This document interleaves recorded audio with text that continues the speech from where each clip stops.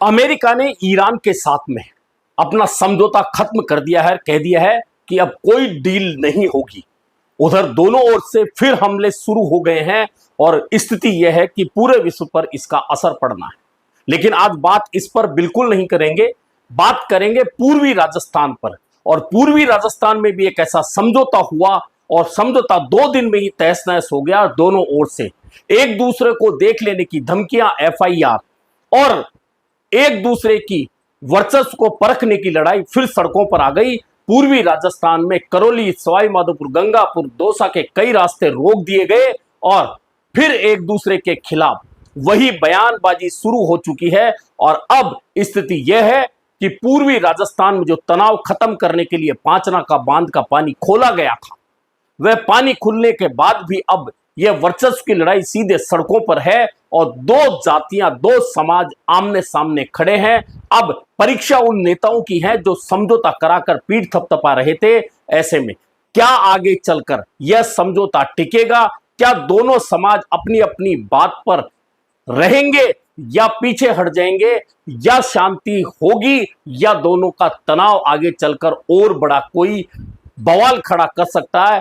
तमाम स्थितियां ऐसी पूर्वी राजस्थान में बनी हुई है और बनी हुई है तो इसमें सबसे ज्यादा अगर साख किसी की दांव पर लगी है तो वह डॉक्टर किरोड़ी लाल मीणा की लगी है। और ऐसा लगता है कि डॉक्टर किरोड़ी लाल मीणा लगातार राजनीतिक रूप से चारों तरफ से घिरे हुए लगते हैं। एक सुनियोजित तरीका ऐसा लगता है कि डॉक्टर किरोड़ी लाल मीणा की राजनीतिक वर्चस्व की जो स्थिति है उसे लगातार कमजोर किया जाए। कुछ ऐसी स्थितियां पूर्वी राजस्थान में बन चुकी है। आज करेंगे इस पर बात। मैं हूं जर्नलिस्ट योगेश के शर्मा। अगर चैनल पसंद आए तो लाइक और सब्सक्राइब जरूर कीजिएगा। तो बात करते हैं उस समझौते की। 4 दिन पहले वह समझौता हुआ, धरती पर आया।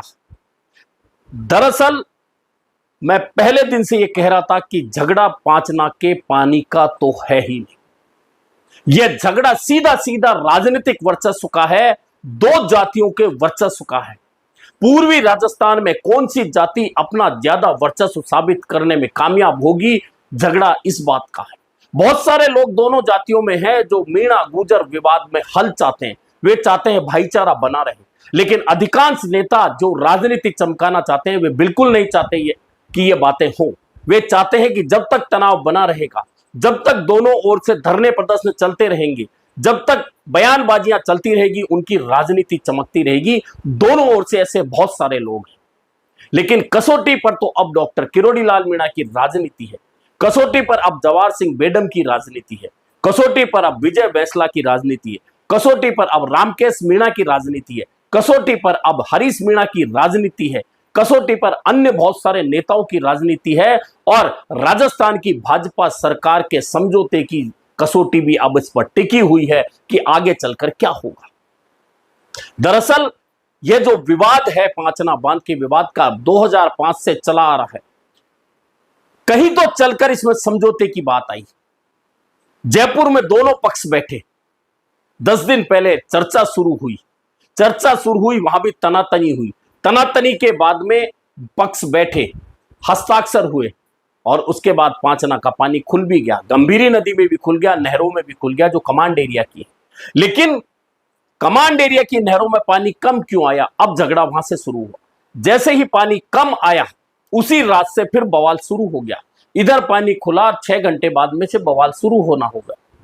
कई जगह रास्ते रोककर बैठे जाने शुरू हो गए। रास्ते अब 1-2 जगह नहीं, दर्जनों जगह रोक दिए गए। गांव गांव में रास्ते रोक दिए गए।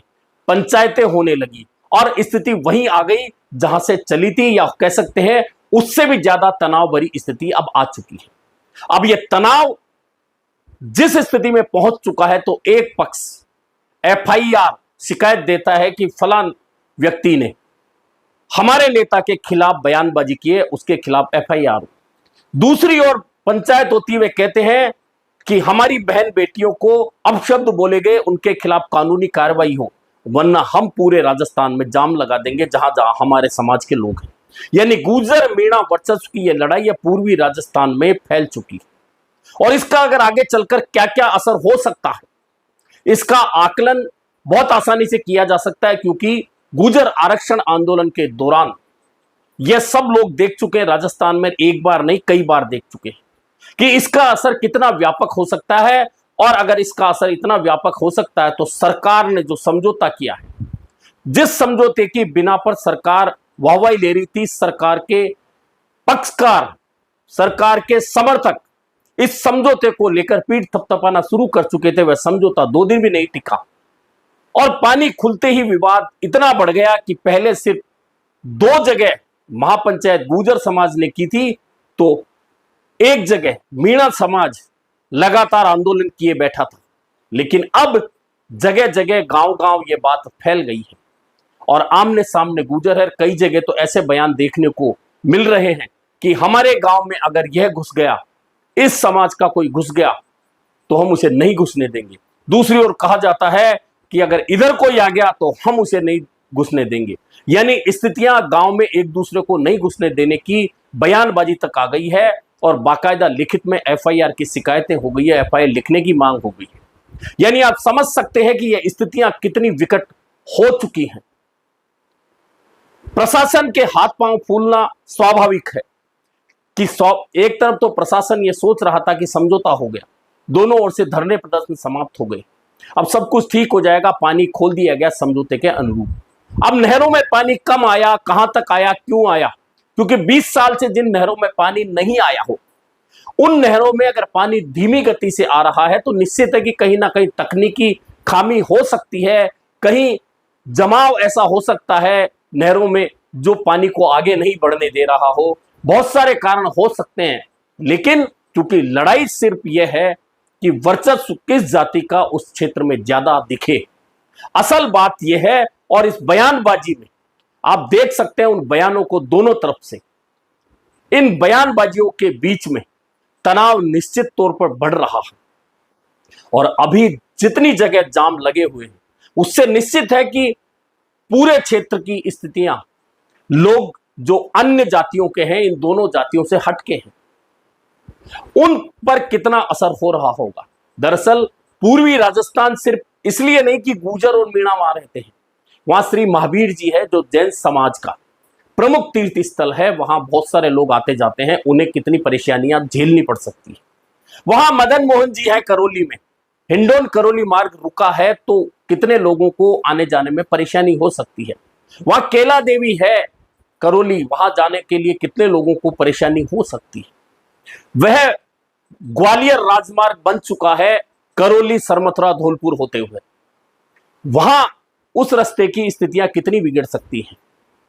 तो ये समझ सकते हैं, बात सिर्फ 2 समाजों के तनाव और झगड़े की नहीं है, राजनीतिक वर्चस्व साबित करने की नहीं है, उसकी आग में अन्य कितने लोग चपेट में आ सकते हैं। लेकिन सबसे बड़ी बात यह है कि इस पूरे झगड़े में, इस पूरे तनाव में, इस वर्चस्व की लड़ाई में डॉक्टर किरोड़ी लाल मीणा की राजनीति का अब जो स्थिति आ चुकी है उसमें उनकी राजनीति भी कसौटी पर है।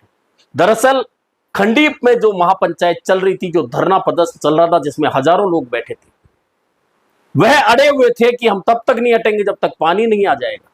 लेकिन डॉक्टर किरोड़ी लाल मीणा पहुंचे, भाषण दिया और उसके बाद में धरना प्रदर्शन समाप्त हो गया। उसके बाद समझौते की टेबल पर बात आ गई, समाज मान गया। उधर जवाहर सिंह बेढम ने मनाया तो गुर्जर समाज मान गया, उधर से भी धरना प्रदर्शन खत्म हो गया, टेबल पर बात आ गई। टेबल पर बात हो गई, समझौते पर हस्ताक्षर हो गए। हस्ताक्षर के अनुरूप भले 2 दिन देरी से सही पानी खोल दिया गया, पहले गंभीरी नदी में और फिर कमांड एरिया की नहरों में। लेकिन अब अचानक कहां से और किसने इस तनाव को बढ़ाया है, असल बात यह है। और क्या वास्तव में समझौते में कोई धोखा हुआ है मीणा समाज के साथ या कमांड एरिया के साथ में, कह सकते हैं। दरअसल अब धोखा हुआ है नहीं हुआ है, सिर्फ राजनीतिक वर्चस्व की स्थिति है या नहीं है। लेकिन डॉक्टर किरोड़ी लाल मीणा की राजनीति कसौटी पर क्यों है, मैं बता देता हूं कि पिछले 2 साल के बहुत सारे इंसिडेंट ऐसे हो चुके हैं जिसमें डॉक्टर किरोड़ी लाल वर्तमान भाजपा सरकार में जिन परिस्थितियों से गुजर रहे हैं या गुजरे हैं, वे अच्छी तरह से जानते हैं, उनके समर्थक भी जानते हैं। अब अगर यह समझौता टिकता नहीं है तो मीणा समाज चूंकि डॉक्टर किरोड़ी लाल मीणा के कहने से धरना प्रदर्शन खत्म करके हटा था, तो अब सवाल समाज डॉक्टर किरोड़ी लाल मीणा से पूछेगा कि समझौता जब आपने करवा दिया था तो वह समझौता जो हुआ था उसके अनुरूप कमांड एरिया की तमाम नहरों में पानी पूरी तरह से क्यों नहीं आया? क्या जानबूझकर पानी कम खोला गया? यह सवाल उठेगा, और यह सवाल उठेगा तो निश्चित है कि डॉक्टर किरोड़ी लाल मीणा की स्थिति अटपटी हो जाएगी। हालांकि पानी खुला है, नहरों में पानी आया है, यह भी सच है, लेकिन कहा जाता है कि यह पानी पूरा नहीं आ रहा। क्यों नहीं आ रहा? सवाल इस पर है। जहां तक पहुंचना चाहिए था वहां तक क्यों नहीं पहुंच रहा? सवाल यह है। अब इसके कारण टेक्निकल खोजे जाएंगे, प्रशासन खोजेगा कि आखिरकार पानी कहां रुका, क्यों कम आया, कैसे आगे पहुंचेगा। लेकिन बात सिर्फ इतनी है कि यह राजनीतिक वर्चस्व की लड़ाई, जैसा मैंने पहले भी कहा था जब धरने प्रदर्शन चल रहे थे, कि पूर्वी राजस्थान के लिए इन दोनों समाजों के बीच में शांति रखी जाना बहुत आवश्यकता है। अन्यथा पूरा पूर्वी राजस्थान, जिसमें अन्य समाज भी रहते हैं, वे भी इन दोनों की वर्चस्व की लड़ाई में परेशानी का सामना निश्चित तौर पर करेंगे, क्योंकि गांवों में सिर्फ मीणा या गुर्जर नहीं रहते, अन्य समाज के लोग भी रहते हैं। और अगर रास्ते रुके हैं तो लोगों के आने जाने की परेशानी सबको होगी। कोई नौकरी पे जाएगा, कोई पढ़ाई के लिए जाएगा, कोई अन्य जरूरी काम के लिए जाएगा, और रास्ते रुके होंगे तो कैसे जाएगा? बसें भी रुकेंगी, अन्य साधन भी रुकेंगे, तो पूरा एरिया डिस्टर्ब होगा। ये और हो रहा है, 2 दिन से ये भी तय है। ऐसी स्थिति में अब सरकार अपने उस समझौते को बनाए रखने के लिए दोनों समाजों के बीच में सामंजस्य रहे, समझौता बना रहे, शांति बनी रहे, उसके लिए अब कौन सा कदम उठाएगी? सबसे महत्वपूर्ण बात यह है, क्योंकि लड़ाई राजनीतिक वर्चस्व की जहां हो जाती है या जातिगत वर्चस्व साबित करने की हो जाती है और एक दूसरे को देख लेने की बातें होने लग जाती है, एक दूसरे के खिलाफ तेवर दिखाए जाते हैं, एक दूसरे के खिलाफ बयानबाजी तीखी हो जाती है और मामला पुलिस में शिकायत देकर एफआईआर दर्ज कराने तक पहुंच जाता है, तो फिर स्थितियां संभालना बहुत आसान नहीं होता। हालांकि यह सही है, पहले भी यह सही था, आज भी सही है कि दोनों समाजों में कुछ लोग ऐसे भी हैं जो चाहते हैं कि दोनों समाज बैठे, शांति से अलग हो जाएं, शांति से चर्चा हो जाए और किसी को परेशानी नहीं हो। लेकिन चूंकि राजनीति चमकाने वाले जो लोग हैं, वे इस तरह की बातें क्यों होने देंगे? क्योंकि समझौता हो गया, शांति हो गई, तो उनकी राजनीति कैसे चमकेगी? असल समस्या वह है कि राजनीति चमकाने के लिए जो लोग सोशल मीडिया पर वीडियो बनाते हैं और पोस्ट कर देते हैं, सोशल मीडिया पर 5 शब्द की कोई पोस्ट कर देते हैं, समाज के खिलाफ लिख दिया जाता है। आप सोशल मीडिया जाकर देख लीजिए, दोनों तरफ से कुछ बहुत सारे लोग ऐसे हैं जो इस तरह के वीडियो पोस्ट कर रहे हैं या इस तरह की पोस्ट कर रहे हैं कि यह तनाव कम होने की जगह ज्यादा बढ़े। कुछ लोग इसमें तनाव बढ़ाने की कोशिश कर रहे हैं, यह तय है। क्या दोनों समाजों की यह जिम्मेदारी नहीं बनती, दोनों समाजों के पंच पटेलों की यह जिम्मेदारी नहीं बनती कि ऐसे लोगों को खोजकर उन्हें शांत रखा जाए, ताकि पूरे क्षेत्र में जो तनाव का वातावरण है वह खत्म हो जाए? लेकिन फिलहाल ऐसी उम्मीद नहीं लग रही है। मीणा समाज के लोग करौली जिले में कई जगह जाम लगाकर बैठे हैं, तो उधर गुर्जर समाज की एक पंचायत में चेतावनी दे दी गई है कि अगर हमारी बहन बेटियों के खिलाफ बोलने वालों के खिलाफ कानूनी कार्रवाई नहीं हुई तो हम जहां जहां रहते हैं वहां पूरे राजस्थान में जाम लगा देंगे, ये ऐलान कर दिया गया है।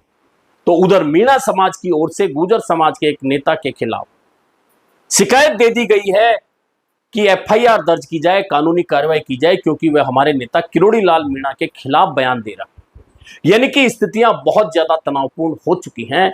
ऐसी स्थिति में अब सरकार के ऊपर जिम्मा आ चुका है, प्रशासन के ऊपर जिम्मा आ चुका है कि इस तनाव भरे माहौल में दोनों पक्षों को किस तरह से निकालकर फिर टेबल पर लाया जाए और टेबल पर लाकर एक शांति कायम की जाए, ताकि पूर्वी राजस्थान फिर से शांत हो सके और तमाम लोग जो परेशानी में फंसे हुए हैं वे उसमें से निकल सकें। और अगर ऐसा नहीं हुआ तो जो मैंने कहा कि सीधे सीधे कई नेताओं की राजनीति अब कसौटी पर होगी कि जो लोग समझौते की टेबल पर हमको लेकर गए थे, आखिरकार वे समझौते की बात को अब तक सिर्फ 4 दिन तक भी कायम कैसे नहीं रख पाए? ऐसे में सवाल उन पर उठेगा।